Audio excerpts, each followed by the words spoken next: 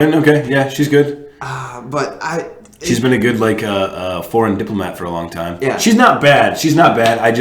I'm very weary of her because of her husband was in office before, and she's got some ties to I don't know. They make a lot of money. Their foundation makes a lot of money. Yeah.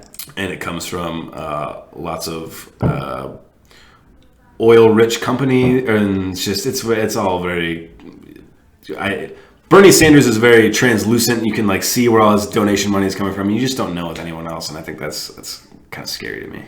Yeah, same thing. I think my overall feeling about the United States politics, I feel like it's already everything. I feel like everything's set up.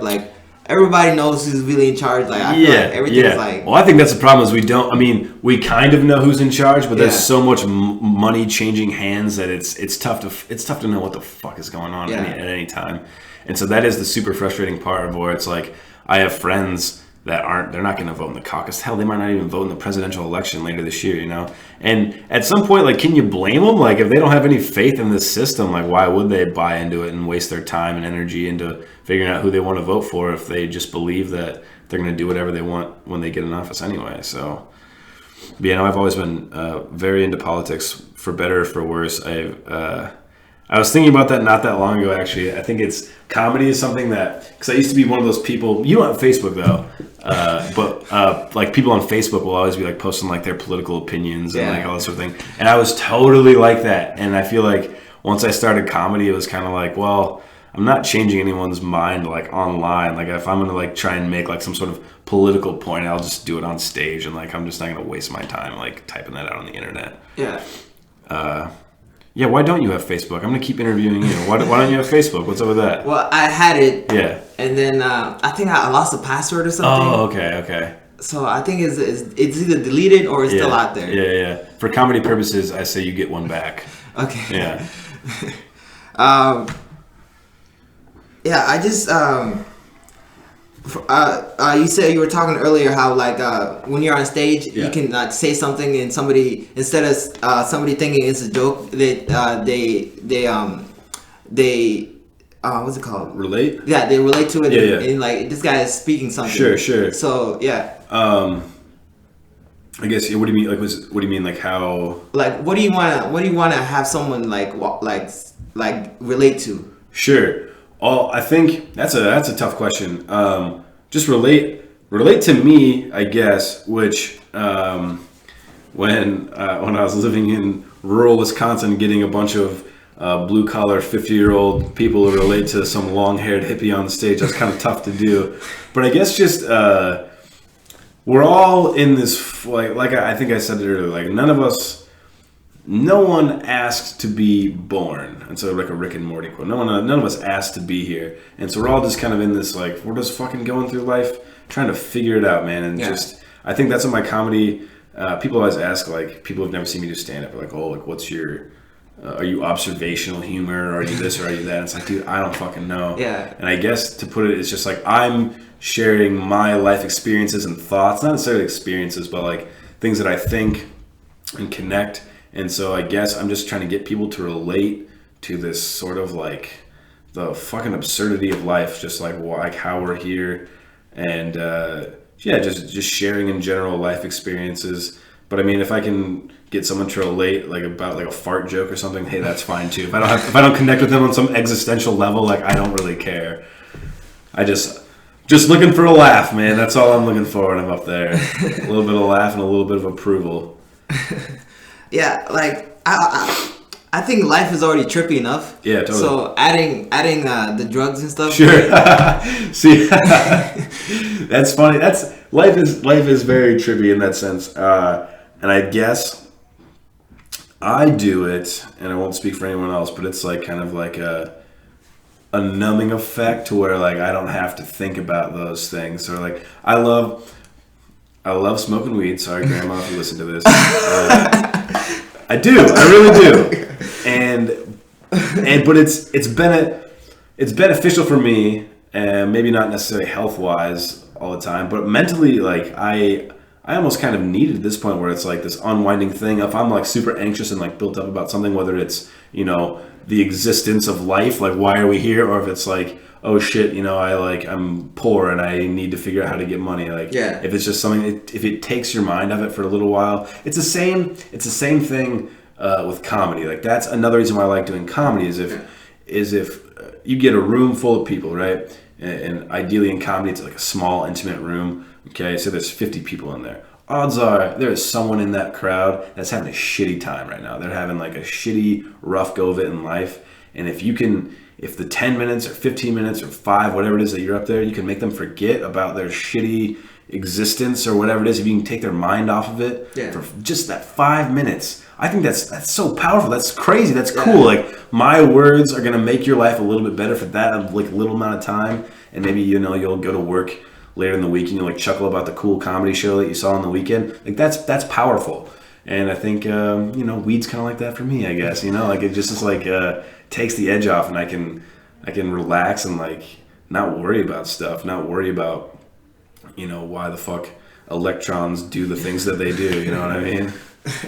Yeah, like Louis C.K. like he made me like gut laugh. Yeah. And at that moment, there's nothing like I just want to laugh so hard. Yeah. There's no better feeling. Yeah. There's no better feeling, and it's even like the best is like I mean, you and I we've both seen a ton of stand up, and I've had plenty of gut laughs at comedy shows. I've laughed my ass off at comedy shows, but even like especially when it's like you and a friend, and it's like something that just happened or is said, and like you both just like laugh and you can't stop laughing. You know what I mean? And it goes back and forth. That's like. There's no drug, at least that I've ever tried, that can even get you close to that. It's amazing. Laughter's a whole nother thing. You could do a whole podcast. Supposedly, I haven't even really looked into this, but I've been told a lot, like, no one really knows, like, biologically why we laugh. Some people think that it's, like, a response to fear. Yeah. You know what I mean? You ever get, like, scolded by your parents and, like, your mom or dad, whoever's, like, scolding you and you like, start laughing? You ever do that? Well, not that. No? No, just me? That's funny. Or like, someone's mad at you. Yeah, it was just like, and maybe it is like a biological response to fear. Because some of the funniest jokes, man, you got to like toe some like, you got to walk the line a little bit to like what's offensive and what's, See, I like that you say what's offensive. Because to me, there's nothing offensive. You can say anything to me. I won't get offended. To you, sure. That's fine. That's fine. But there are things that as a black dude, come on, you're saying that there's nothing anyone could say that wouldn't offend you. Look, okay, so you can talk about like, well, it depends. Like if you talk about like my mom or like my parents, okay, that'll offend you. Yeah. Yeah, but if you talk in general about a topic, sure, that's like racism, for example. I'm like, no, whatever, man. Well, but there's a super far, and you know what? This is the white guy trying to tell. All I know is I heard some things at Mike's and other places too, where it's just like you cannot fucking say shit like that. Or it's like, okay, I'll give you an example. And I don't care if they're listening. They know they're friends of mine. I did a show in Ames last Friday, and. The dudes that went up, they don't really do like, I've never seen them at Mike's before, I'll say that, okay? And I'm all for putting up new people, and the dudes run the show had nothing but good intentions putting these guys on. One dude was a host. First thing out of his mouth, he doesn't introduce the show, he doesn't say anything. First thing out of his mouth, he says, I hate black people. It's the first thing out of his mouth. He's the host, you can't do that as a host. And I'm just like, oh shit! And the punchline to the joke was like, yeah, their names are Jamal and Tanner. I hate those guys. And so like he kind of brought it around, but it's like, dude, like I'm not a fan of that shock humor. Yeah. And then the next guy went up, right? And he's this might not even been the setup to the joke, but this is pretty much what it should have been if it wasn't. It was just like, I don't understand what the big deal about rape is. Like I wouldn't mind being raped, but if I was gonna be raped, it should be by like a flamboyant man. So he's like, not only is he like saying rape is okay, but he's like making fun of like flamboyant gay guys would be like, the ones that would like rape you the best. And then the big punchline was like, oh no, I guess I'd just rather be raped by a girl. And it's like, dude, you don't understand what rape is and like the crazy fear that brings to people's lives. And so, but on the flip side of that, Louis C.K. has a joke about rape, and it's hilarious. Yeah. It's hilarious. So it can be done. I think what you're trying to say is that no topic. There's not an offensive topic. Rape inherently isn't an offensive topic. Yeah. But I think things can definitely, and I've seen it, be really offensive. Yeah. I think that's the number one rule in comedy. As long as it's funny, you can say exactly. It. No, I completely agree. And I was reading this article. This is something that I struggle with too. Is like comics now aren't taking as many risks because they're afraid of the backlash that they're going to get. Yeah. And I think that is definitely something that is stifling. Hell, you might not remember, but I did my set on Thursday, right? And I'm trying to work on this joke. That I wrote this summer when I was in Milwaukee about stereotypes, and the stereotype is that black people can't swim, right? And I asked that to the crowd. I was like, "You guys have always heard the stereotype black people can't swim," and I'm usually telling groups or telling the jokes to a room, groups full of white people, and no one everyone's so uncomfortable, they don't want to be like, "Oh, I've heard that stereotype." It's like, I don't think that you came up with it. I'm just asking if you've heard it. We've all heard that. There's nothing offensive by acknowledging that. Yeah. And so people are so apprehensive, and so it's like. If you do want to try those kind of risque bits, it better be fucking funny. Yeah. Or if you say something super offensive, there's people in this scene that they'll fucking cut you out. They'll just be fucking done with you. You don't get a second chance, sort of thing. And that sucks. But I also get where it comes from, sort of thing. Yeah. Some people, I guess I understand. People take it to heart.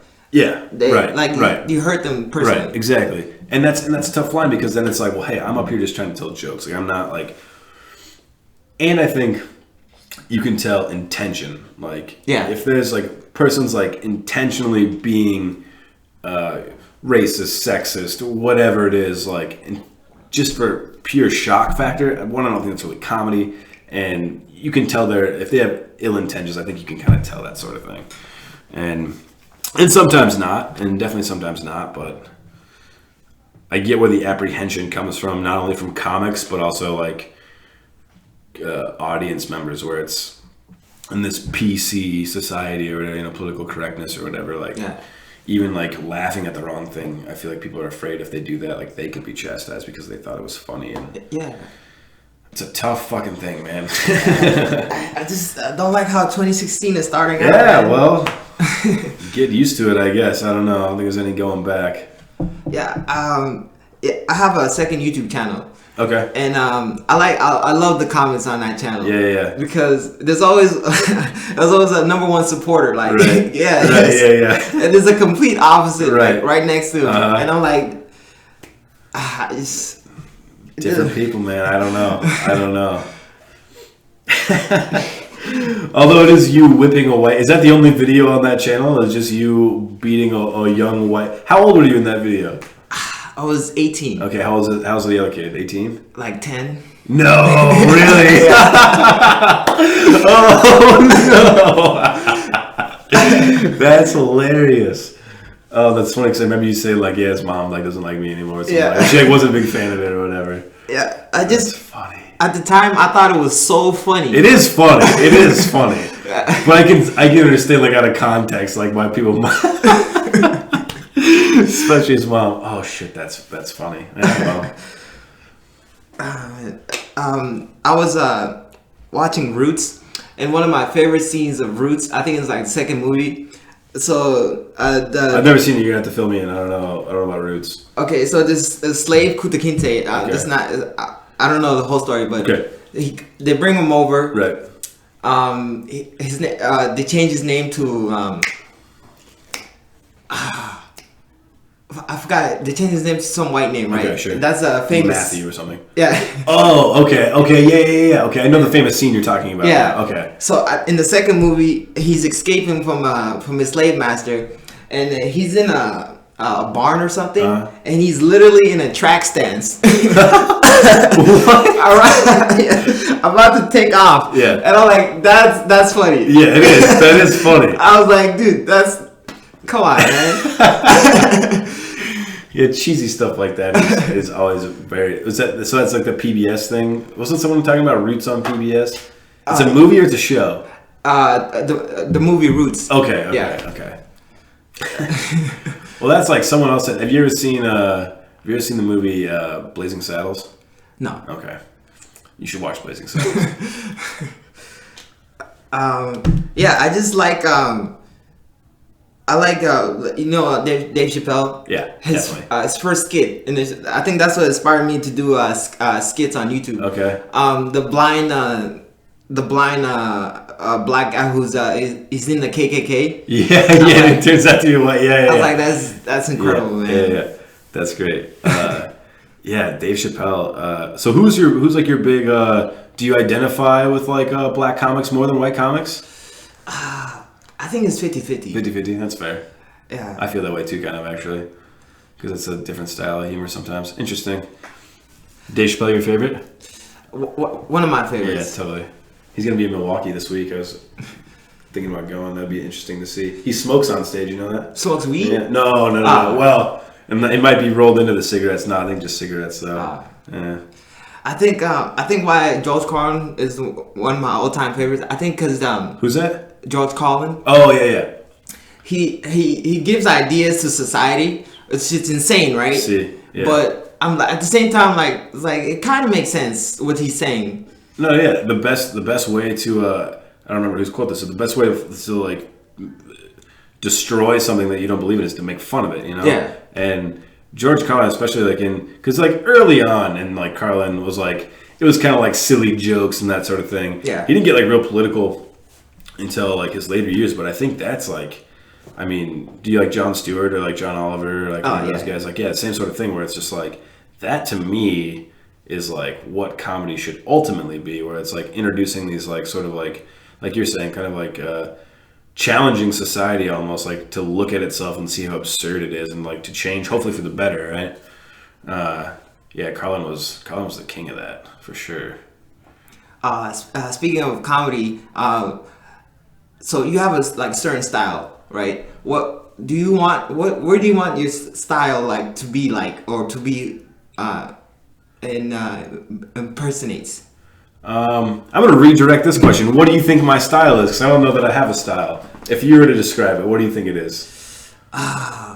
Well, very like you start out like relaxed, right? And I feel like you want to get up. I feel like when you're telling a joke, you're trying to make a point. Sure. Which is and then like you slip in a like a fart joke. Yeah, like a silly one-liner or something. Yeah. Who do I try and emulate? That's a tough question because what I really get frustrated with a lot is sometimes like when I'm writing, I'll write a joke and I'll be like, oh, that's really good. But then I think about it and it's like, oh, but that sounds kind of like so and so. Like, it's usually like another comic friend of mine. Like, you know Noah Innes? Yeah. Okay, so like not that long ago I wrote this joke and it was just like, oh fuck, that sounds exactly like something like Noah would say. And so like I have to like scrap that because like I feel like so gross about it. So I don't want to try and emulate anyone, but if I was trying to like put it to a comic, oh man, like Pete Holmes with like a dash of Lewis Black, like because you're kind of like, I do usually start out kind of like calm and then like I don't know, I guess I like kind of like end up like working myself up about something usually and like I don't know, that's a tough question, man. That's like the same sort of thing when people are like, oh, like what style is your comedy? And it's like, fuck, dude, I don't know, I have no idea. I've only been doing this like 3 years, like, and that's the thing. Take whenever like. Because it's now just started happening to me, like where like comics who are first like coming out will be like, it's not always advice on their material necessarily, but it's just like I always like want to like close like, but don't listen, like I don't know anything, like don't like take it from me, like you got to figure it out yourself. Like if you ask for advice, I'll gladly tell you my opinion and what I think, but don't take that as fucking worth anything. Because I've been doing this 3 years, man. It takes fucking a decade for anyone knows what the hell they're doing. Yeah. When I started comedy, I realized it was like something like when you write a joke, I always think like, wait, somebody for sure somebody thought of this. Right. I'm always thinking that. Yeah, and that's why like like memes. You know what memes are? Yeah. Like that's why it's like, especially like one-liner jokes or things that like reference like literally anything in pop culture. Yeah. It's like that's probably already a meme or something like that. And so it's like being able to put your own personal spin on it, which is something I struggle with for sure. And yeah, it's been said that like there's no more like everything's been done in comedy. Like everything's been talked about, everything's been done. I think that's true to a point, but I think that's what goes back to like sharing your story and like things that happen to you in your life and your personal thoughts. No one can ever like take that away from you. Like that's yours. Like that's nobody else's but your own. And so being able to tap into that is the skill that we're all trying to hone, I think. So, would you rather have a really good joke, like it doesn't have to, like a really solid joke, or a story, like a really good story, and then in that story, the jokes are in it? Sure. I would say probably, personally, to fit my style, I would say probably a story. So you're saying like let's quantify this a little bit. So like a one-line joke, like a one-liner, compared to like a story is what you mean. Yeah. I would probably say a story for a couple of reasons. I think it probably fits my personal style a little bit better. And also, if you're trying to build a set, you want to build time. So if it's a good story and you got punches throughout the story, man, I will take the story any day, I think. And there's storytelling is like, there's something inherently human about storytelling. We've been telling each other stories since like we were, since like man like emerged. Yeah. With pictographs and whatever else. Like we've always been telling each other stories. So people, your like one-liner about Sesame Street or whatever might be hilarious, but I would pick the story, and I think that engages people more. But it's tough. I think it's harder. I shouldn't say that. One-liners and jokes like that are kind of hard too. But I think it's tougher to deliver a story with good punches and like a good like cap on it throughout than to write like a one-line joke. Which reminds me, the first time I bombed, like I was telling a story, and then I realized, I was like, wait, there's no jokes in this story. I'm just saying a story. Right. Well, that's so like we talked about earlier. That's what happened to me with that story, like when I went to Dubuque or whatever, and I realized halfway through too, it's like there are not very many punchlines like within this set, but at the same time, you got to get up and get it out somehow. And so then that's when like I'm sure you got at least one or two laughs here or there. That's where you kind of like follow the laughs where you're supposed to, and like figure out where the story goes from there. But where was that? Was that at House of Bricks or Streetcar 209, whatever the hell it was? I think it was at Lefty's. Oh, was it? Okay. Okay. Yeah, bombing's no fun, man. Bombing is the worst. Dude, like, okay, so how long does it take you to get over you bombing at a show? Oh man, if I bomb, I still am in my head about it. I swear, man. Even at mics, I hate it. But someone, a good friend of mine, Daniel Frana, once told me, you gotta want the bad ones too. Like you gotta want to have a good set just as much as you want to have the failures, because it's like it's Ari Shaffir's rule, like you gotta bomb 100 times before you're any good. And I think there's definitely something to that. I think it gets a little bit easier each time, but like if I bomb at a mic, it's not the end of the world. I'm still in kind of a shitty mood, but I am definitely not to the point where like if I bomb, I'm like, fuck it, like I don't care, because I do care, because like this is I care about comedy so much that it's like if I quit caring, I think that's like there's something to that. As long as I learn something from that set that I bombed at, I can usually like talk myself out of being like super upset. Like so when I bombed it, because when I did that story, that was the last time that I really bombed hard. I learned like, because I wasn't going to do that story, and I learned that I should have just gone with my gut and not done the story and done these other jokes that I had worked on. And if you can learn something from when you bomb, I think that's a lot of times more beneficial than doing well. I think so. I feel like if it's a good audience and you're bombing to a good audience, I feel like they're right in the sense that like it's not good. So I feel bad, but at the same time, I feel like apologetic to the audience. Like this is not good. It's my fault. Don't apologize to the audience. But that's something where that's been like kind of a hot topic in comedy as a recent.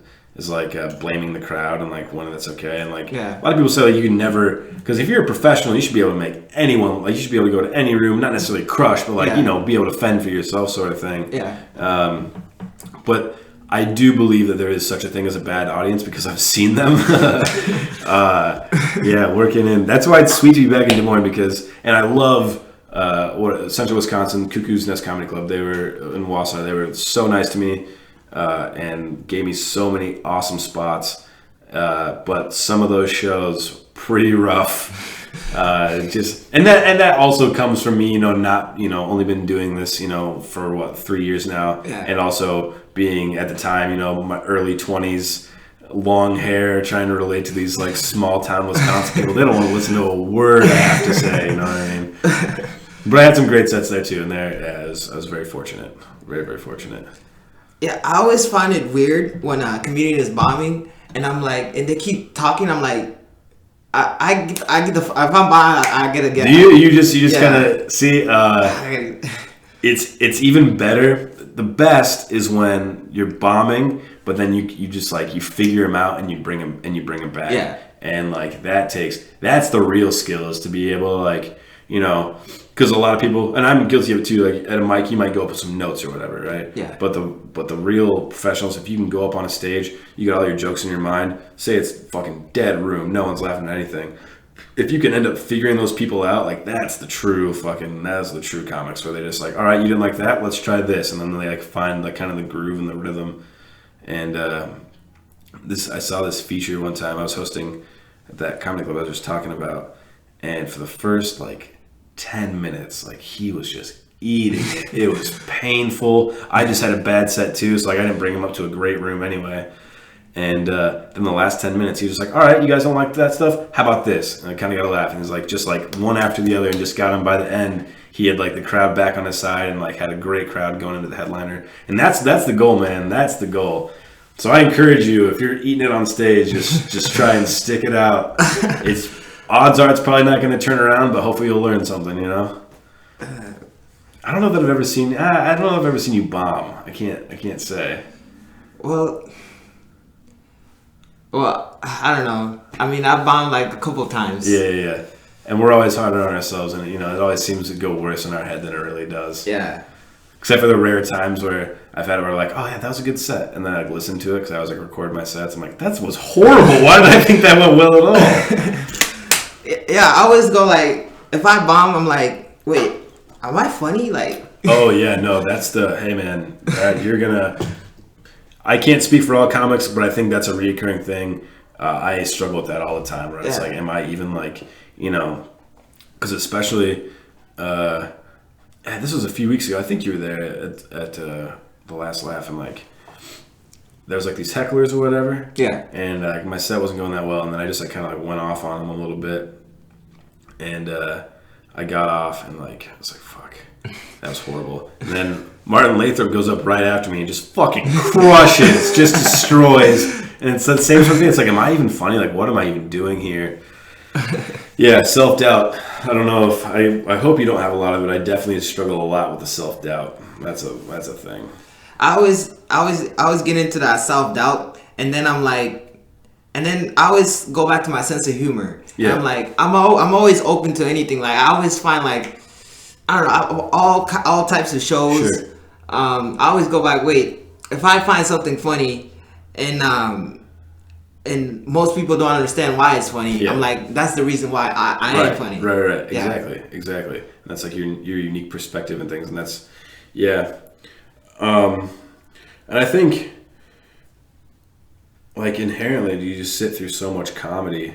You do, let's say, 3-4 mics a week, and you see like the people that are like the top in the scene, like, and then you don't feel like you're growing as much as they are, and it's just perpetual. Like, you just gotta, at least for me, like I can't not do it, I guess. So like that's how I keep myself going. But yeah, if you ever doubt yourself, yeah, man, go back to your sense of humor, I guess. That's good advice. I always when somebody's like going up for, say like they've been doing it for a year, right? Yeah. And then somebody goes up, been doing it for like 10 years. Yeah. I'm like, that dude's been doing it for a long time. Oh, you can tell. Oh, yeah, quick. You can definitely tell. Yeah, yeah, it's just all experience. It's all experience. I think that's how, like, most things in life go. Like, professional athletes or professional accountants, like, fuck, man, they've all been doing it for years and years and years. Yeah. And so it's just working it out and being comfortable with what you do. Yeah, or it's the flip side where it's like, you know, you've been doing it for a couple of years and then you see like some guy come in for like his first time and just fucking destroy and you're just like, fuck. But then you know, I'd rather see that than like, I don't know, like a dude who's been doing it, yeah, like you're saying, 10 years, and then like watching him eat it, and it's just like, oh man, you've been wasting a lot of time, man. Hope I'm not you one day, because I easily could be. Speaking of bad sets, like, do you have a bit that you wanted to work so bad, but it just doesn't work at all? Oh yeah, I have a ton of those. Oh shit. Now I'm blanking. There's one about it kind of works. There's one about an ex-girlfriend. It's not really even about her. It's about so she broke up with me like do you want me to tell? Is this what you want me to? You want to like tell like or are you just asking me if I have them? Because I have them and I can tell you them, and I don't want to. I would love to. It's I'll try to think of another one too. This one's not that great of an example, but it's like, so she broke up with me on the same week 2 years in a row, and it's the week before the harvest moon, which is like a lunar event in the fall that like used to signal to like ancient people that it's like fall's coming and like, you know, we gotta like harvest our stuff or whatever. And so the joke is that like somewhere like deep in her, you know, like instincts, she like took one look at me and she was like, oh, like this guy he doesn't have a good harvesting body, like we're not gonna survive the winter or whatever. And yeah, it always like kind of hit, but like I don't know, that never really did well. And then I have a couple jokes that are in no way at my mother's expense. My mom passed away when I was 15, right? So I have like a couple of jokes about, not even about my mom being dead, just about having a deceased mom, and people are super uncomfortable with that. I've had a crush before, but I've also had it just like dead crickets, like bad, very, very bad. And my very first showcase, I was like 4 months in. I should not have been on a showcase, but again, Daniel Frana, shout out.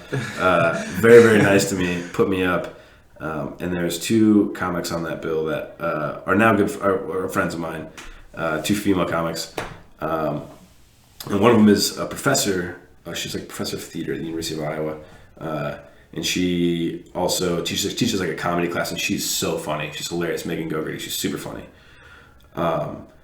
And so she lives in Iowa City, and like, you know, I'm for Bernie, as we talked about. I'm like a progressive guy or whatever, and she has lots of like, you know, like progressive feminist like friends and blah blah blah. And like any male comic, like some of my first jokes were like real dirty and like not well crafted.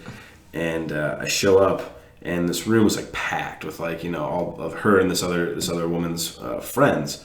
And they're like a progressive sort of crowd, and I just knew this one joke. I'm like, this joke is not going to work for this crowd. But I had been, at that point, you know, I'm like 4 months in, so I'm still like rehearsing in the mirror, like my jokes and stuff. And I went up to Daniel, and I was like, listen, man, I don't think that I should do this joke. Like, and I'm not going to have enough time. He's like, you're overthinking. Like, just go up, just do your jokes. It's fine. And so the joke was, at the time, I was cleaning public bathrooms, like for like this park or whatever.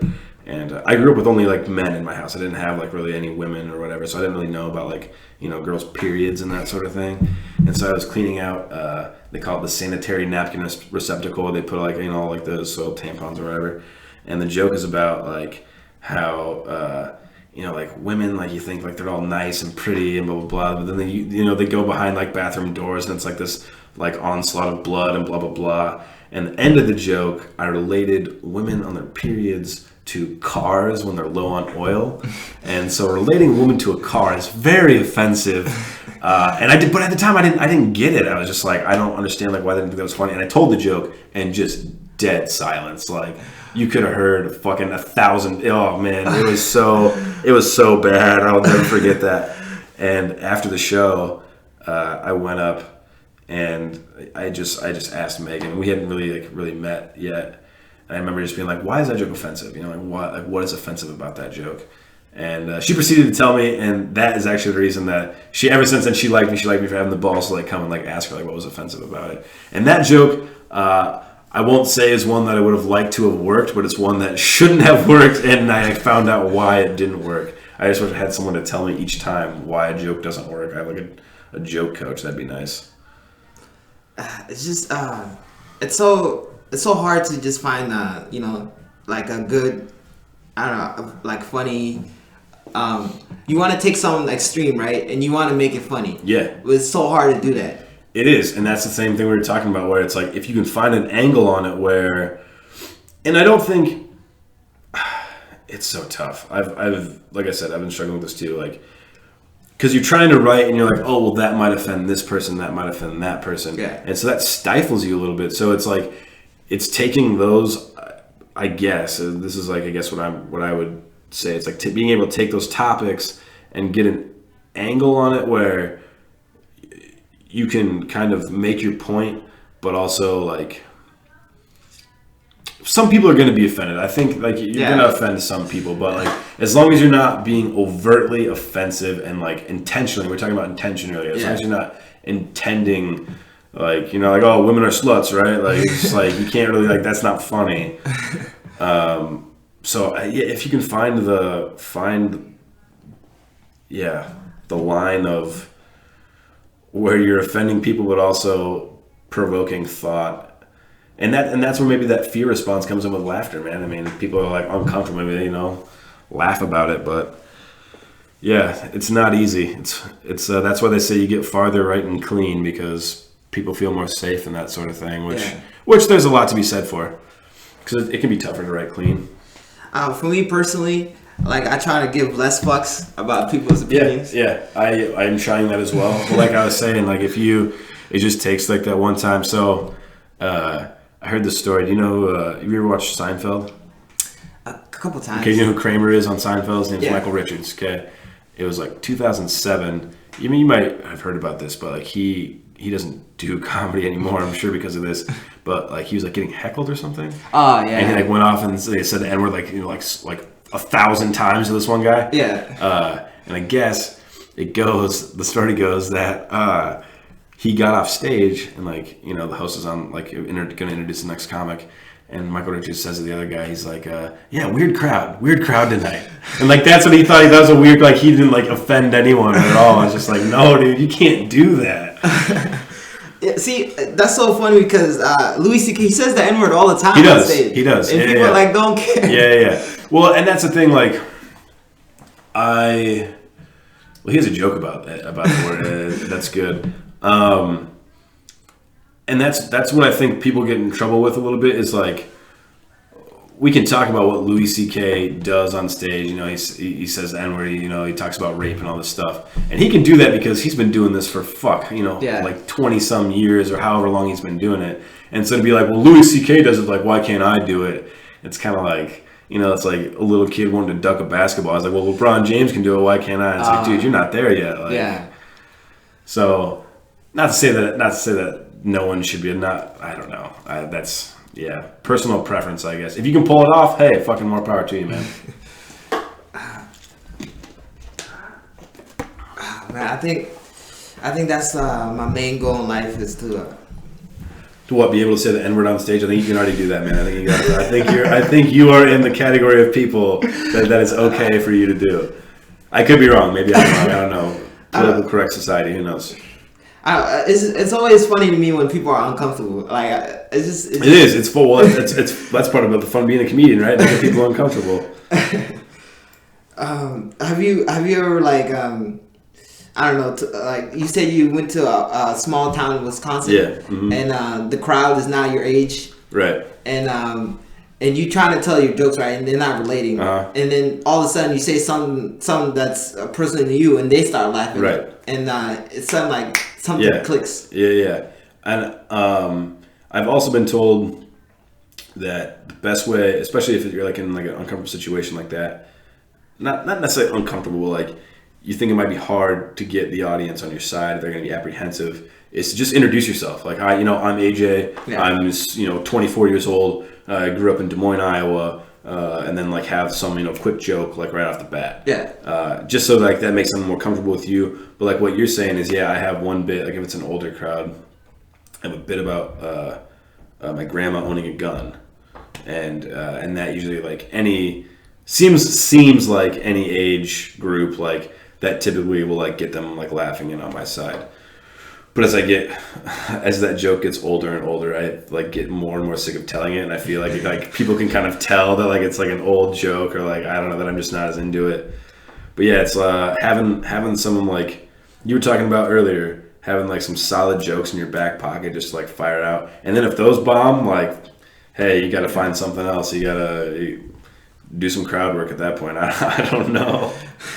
Crowd work. I want to do that so bad, but I'm like, I don't know. It's not my thing. Yeah, I was very shy of it for a long time. It's only until really recently that I started doing it out of necessity, because I would do, when I was living in a small town in Wisconsin, a lot of the mics I would do, well, specifically one, like the school had one, like the school had like this basement bar.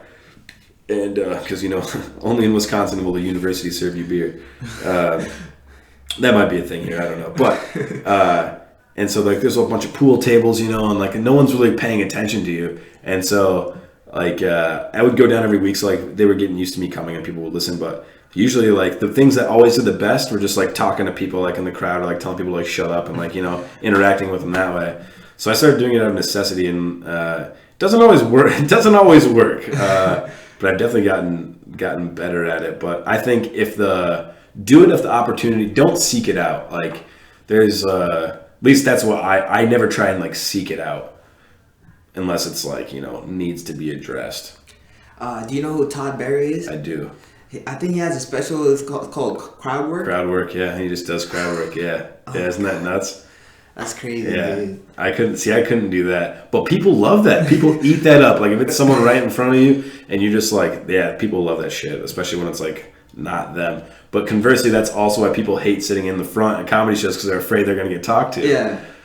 So, yeah. Have you ever had to deal with like a heckler or anything like that? This is my defense against heckler. Heckler's talking, I just repeat what they said to me. That's fair. Yeah, there you go. That'll confuse them at least. I mean, Todd Berry, he's so relaxed. It's crazy. Totally. Yeah. He's just like, and then he'll like gun you. Like, oh yeah. He'll end your life. Sharp. Yeah. Like, super sharp.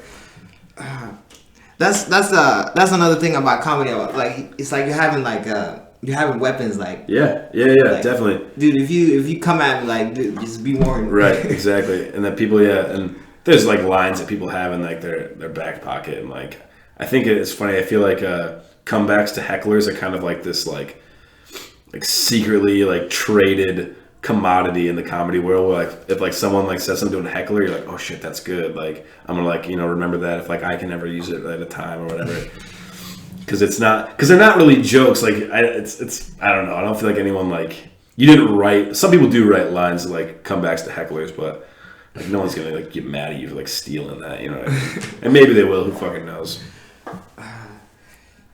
Oh man. So you're I want to say you're a typical you have a typical hipster look. Yeah, okay. People tell me that. Yeah, definitely. So do you feel like that's the thing? That's your thing, like long hair? Yeah, so I started comedy and I had long hair. Yeah. And then like 3 months in, I like chopped it all off. And when I chopped it all off, a comic who I always refer to as like my comedy stepdad, he told me, he's like, yeah, I think people are going to take you more seriously now. And I kind of felt like they did at that point, like having shorter hair, just being like more like relatable. But a lot of like, there's a lot of talk about like, and it's not just in comedy, it's in anything, like having like a brand, you know what I mean? Like just and so I'm apprehensive to say that I'm building it around that, but I think it fits. I don't know, definitely. I have some jokes about having long hair now, and like if I didn't have long hair, I couldn't do those.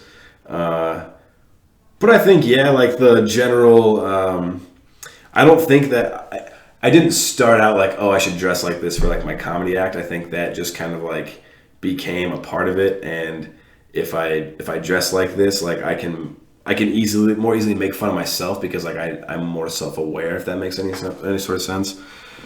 Because like I have a couple of jokes right now where like, what do I say? I look like a substitute art teacher, or like a granola bar fucked a hockey player, like a whole bunch of those sorts of shit. So I think it adds to my stage presence a little bit. Yeah. But I'm thinking about cutting the hair. We'll see. Nah, man.